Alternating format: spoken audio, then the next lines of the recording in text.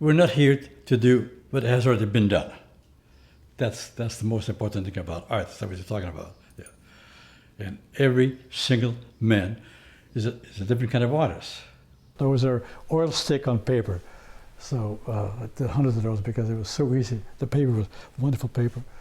I seldom do sketches. If I do sketches, it would be, let's say I go on a trip someplace, I see something I didn't see before, I might make a sketch.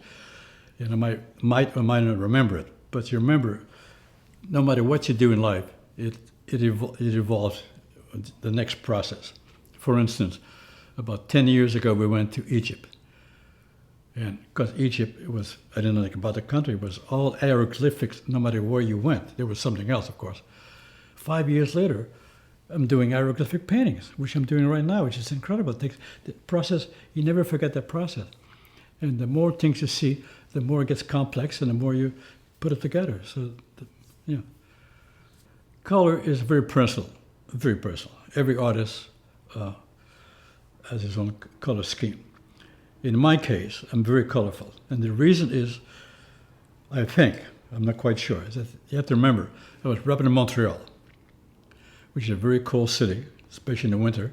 So when I started doing painting, for some reason, which I was not in Montreal, I was in Chicago, I decided I got to use color because gray was not my palette. So that's why I started using color. And some of these colors were very inflammatory in a sense. They were pink, they were orange, they were magenta, but somehow they make them merge together, you know. And that's how the color came about. But the color is not what makes the painting. It's the information that you give to the paint that is important, you know. There's, each one of my paintings has a message, whether it's flowers or the history of the world or Aztec or whatever I read eventually becomes a painting, you know. So the color is secondary to the information I give to the painting, you know.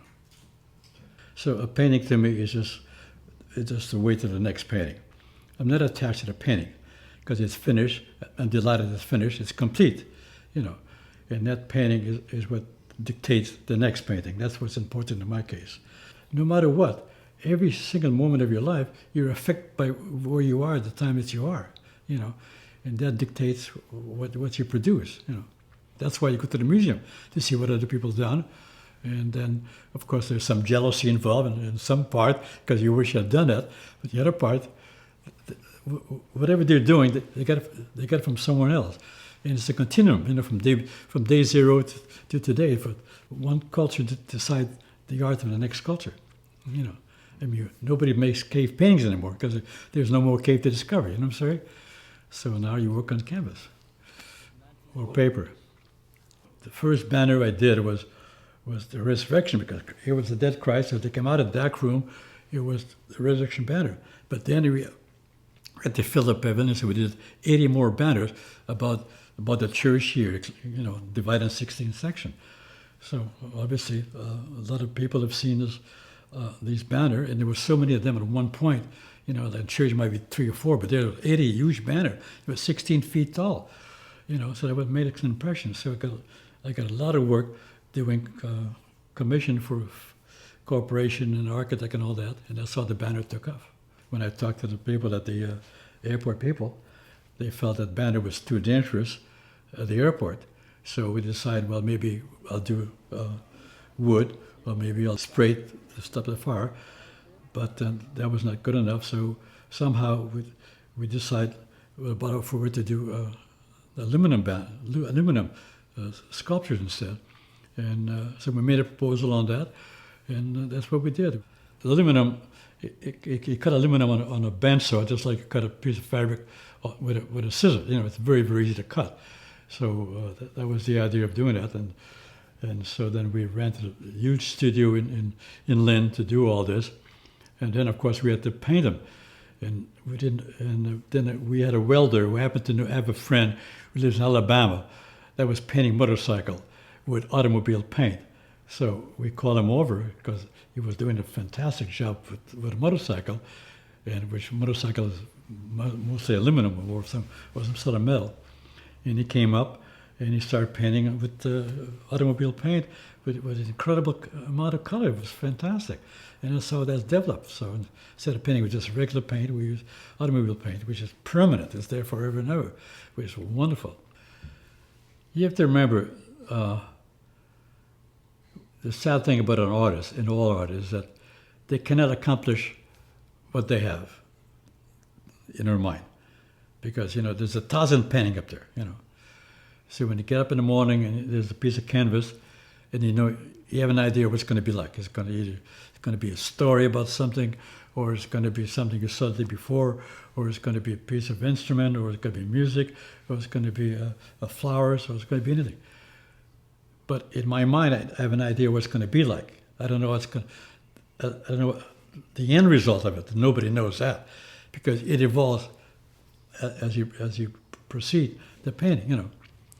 And as you do the painting, what happens to the mind is that right away you're thinking about, I got to finish this one because the next one's coming, And then the next one, of course, you don't want to repeat yourself, so you use different kind of technique, kind of instrument, different kind of material. You go from canvas to wood to metal to cloth to bronze, whatever it is, to ceramic. Like in Picasso, he was a very versatile person. But it would happen to be in a period where all these material were available to him, like today it's available to us. Every painting enriches your life. First of all, it's done. You accomplish it. Whether you put on a wall or whether you put on a gallery or in a museum, and then you get feedback from everybody else, which also is very important.